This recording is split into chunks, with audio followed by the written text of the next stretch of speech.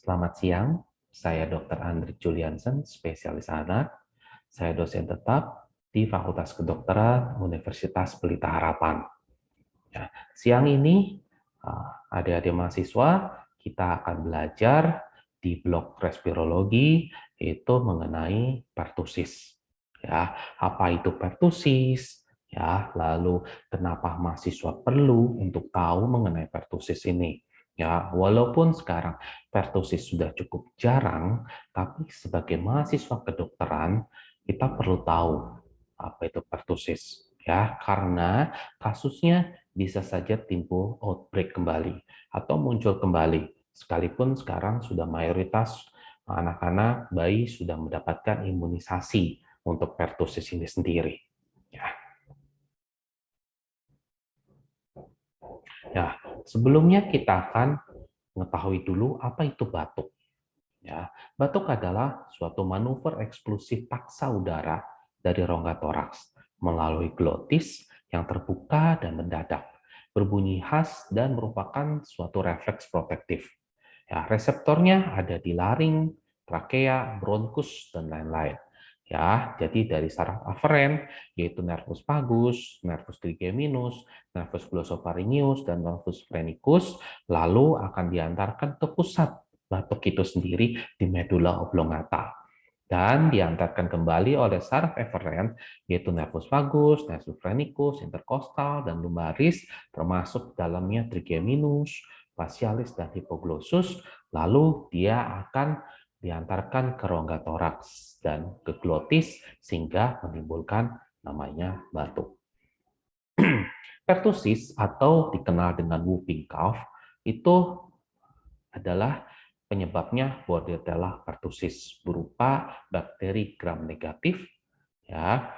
Terus ada juga Bordetella parapertussis, Bordetella bronchoseptatica, dan Bordetella avium. Ya, ukurannya sangat kecil, sekitar 0,5 sampai 1 mikrometer. Diameter si bakteri ini sekitar 0,2 sampai 0,3 mikrometer. Tidak bergerak dan tidak berspora. Nah, dengan perwarnaan toloidin biru, kita akan melihat granula bipolar, metakromatik, dan berkapsul. Secara epidemiologi, mulai diketahui kasus pertusis ini di Paris tahun 1578. Lalu tahun 1908, Jules Bordet dan Octave Pingot itu menemukan pertama kali bakteri pertusis ini. Ya, 20-40 juta kasus per tahun terutama ditemukan di negara berkembang. Pada tahun 2008, terjadi 16 juta kasus di seluruh dunia. Angka kematiannya sekitar 195.000 anak. WHO tahun 2014 itu terdapat 9.786 kasus dengan estimasi mortalitas sebesar 89.000. Ya, imunisasi terhadap pertusis ini dimulai pada tahun 1940. Ya, siklus dari pertusis ini sekitar 2-5 tahun. Ada juga teori yang menyatakan 3-4 tahun. Berikut adalah gambaran dari bakteri si Bordetella pertussis itu sendiri. Bagaimana patogenesisnya? Nah, penularannya adalah lewat droplet atau percik rening dari batuk dan bersin. Lalu akan menempel si bakterinya di silia epitel saluran nafas. Dari sana terjadi perlekatan dan terjadi perlawanan mekanisme pertahanan tubuh. Lalu terjadi kerusakan lokal di bagian silianya sehingga menjadikan penyakit sistemik. Ya, filamentous hemagglutinin atau FHH dan limfositosis promoting factor atau LPF atau pertussis toksin dan protein 6-KD ini yang melakukan perlekatan pada silia sehingga melakukan perlawanan di sana. Ya, setelah si silianya lumpuh, maka terjadi multiplikasi. Lalu terjadi toksin mediated A dan B. LPF ini akan menghambat migrasi limfosit dan makrofag yang tujuannya biar tidak terjadi fagositosis terhadap Bordetella pertussis ini. Toksin mediated adenosine difosfat atau ADP, jadi sintesis protein di sitoplasma. Terjadi perubahan fungsi fisiologi sel target dan akan melemahkan limfosit. ya, sehingga tidak terjadi juga proses fagositosis di situ. Ya, lalu toksin akan menimbulkan peradangan. Lalu terjadi hiperplasia jaringan limfoid di peribronkal dan akhirnya terjadi mukus meningkat di silia, ya infeksi sekunder. Dan salah satunya bisa terjadi lupus plak. Berikut adalah gambaran pada anak-anak dengan pertusis, ya, anak yang batuknya berat sampai mengeluarkan air mata dan bisa timbul kemerahan juga di mata. Ya, si pertus ini juga bisa terdapat ulkus atau luka di bawah lidahnya.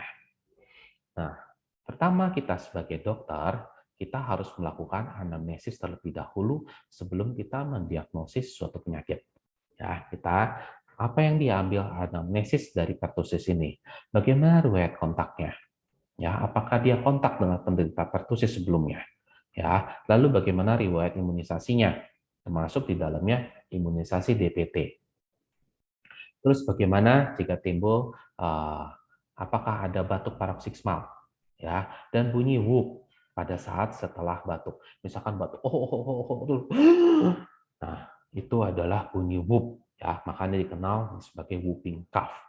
Nah, ada 3 stadium pada proses pertusis ini. Ada stadium lateralis lamanya 1-2 minggu dengan gejala infeksi saluran napas atas berupa pilek, injeksi konjungtiva, lakrimasi, batuk ringan, demam subfebris, dan bakterinya mudah diisolasi jika ingin dilakukan pemeriksaan.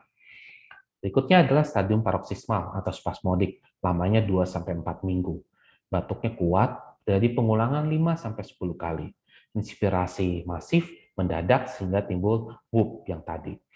Mukanya merah, sianosis, mata menonjol, lidah menjulur, lakrimasi, salivasi, terjadi distensi vena leher atau vena leher menonjol. Jadi peteki di wajah atau jadi pecahnya pembuluh-pembuluh darah kapiler di bagian wajah. Anaknya apatis dan berat badannya menurun karena dia batuk-batuk sehingga asupan makanannya dan minuman juga berkurang. Lalu stadium ketiga adalah stadium konvalesen, lamanya 1-2 minggu. Nah, ini adalah fase penyembuhan. Batuknya akan menghilang 2-3 minggu ke depan. Nah, siapa saja yang berisiko untuk terjadi pertusis?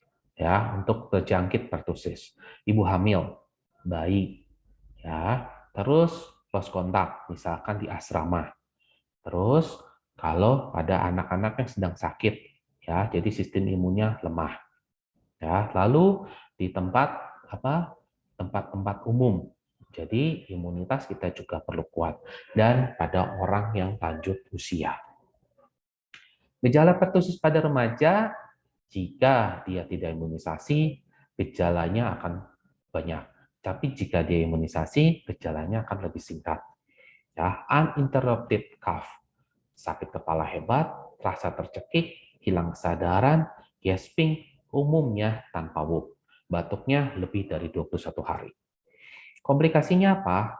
Pneumonia, ya, terutama pada usia sekitaran 3 tahun. Infeksi sekunder, karena Haemophilus influenza tipe B, karena Streptococcus pneumoniae, Staphylococcus aureus, atau Staphylococcus pyogenes. Ya, tuberkulosis laten jadi timbul lagi.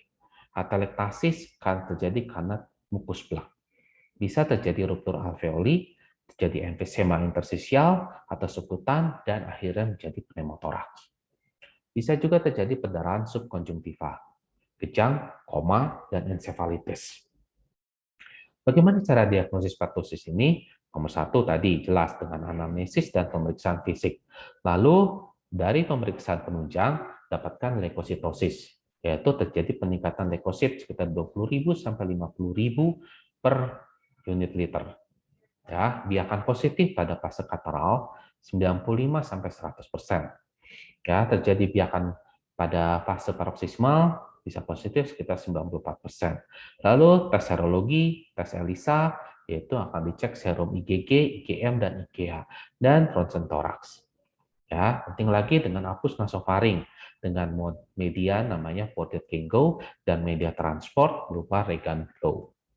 Tata laksana dari pertusis sendiri itu tujuannya untuk mengurangi serangan paroksismal. mengevaluasi derajat keparahan batuk sendiri, lalu memberikan bantuan pada saat serangan, paroksismal terutama, memaksimalkan asupan nutrisi, istirahat, dan proses penyembuhan tanpa suatu gejala sisa. Indikasi rawatnya bagaimana? Kalau usianya kurang dari 3 bulan, pasien dengan kelainan bawaan, lalu pasien dengan komplikasi yang cukup berat. Rekomendasi untuk antibiotik pada pertusis ini ada erythromycin, ada clarithromycin, ada azithromycin, dan kembali dengan trimethoprim sulfamethoxazole. Ya, dosis erythromycin itu sekitar 40-50 mg per kilogram berat badan per hari dibagi jadi 4 dosis. Lalu clarithromycin itu tidak direkomendasikan pada usia kurang dari 1 bulan. Dosisnya di atas usia 1 bulan 15 mg per kilogram berat badan per hari dibagi dalam 2 dosis. Azithromycin dosisnya sekitar 10 mg per kilogram berat badan per hari dengan dosis tunggal itu selama 5 hari. Dosis trimethoprim sulfamethoxazole ini adalah untuk usia di atas 2 bulan, berarti 8 mg per kilogram berat badan per hari, dan dilarang atau kontraindikasi pada anak dengan usia di bawah 2 bulan. Nah, bagaimana prognosis pertusis ini? Tergantung usia. Pada bayi, risiko kematian sekitar 0,5 sampai 1%.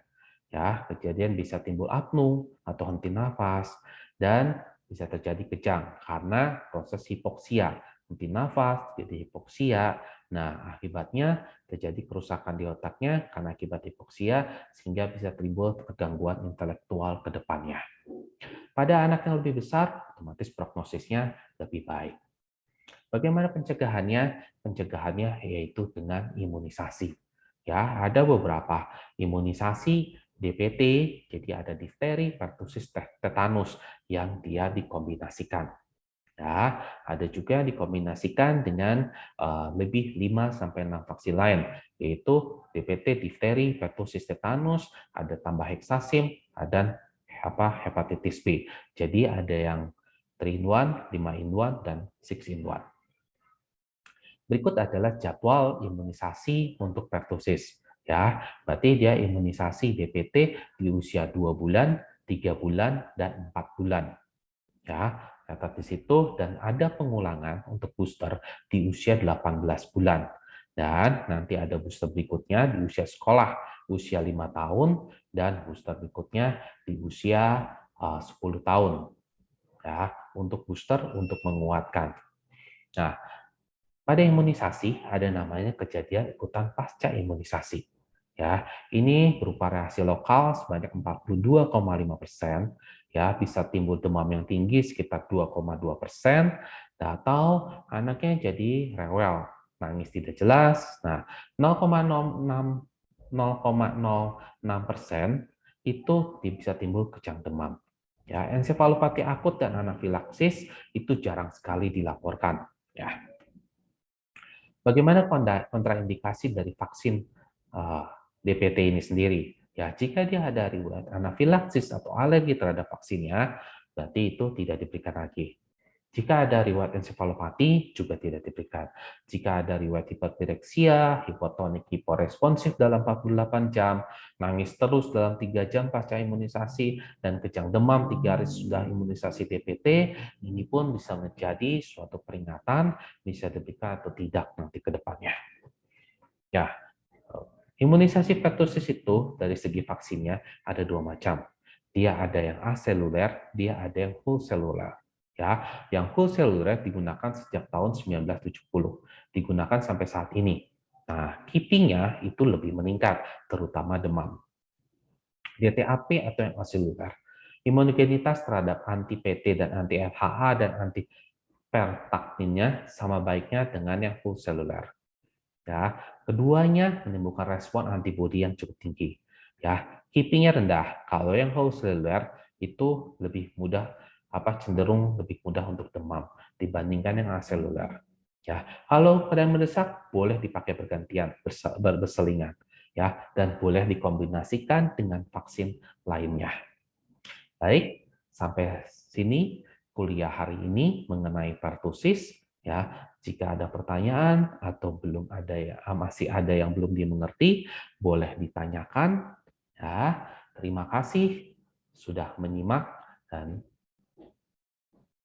selamat siang.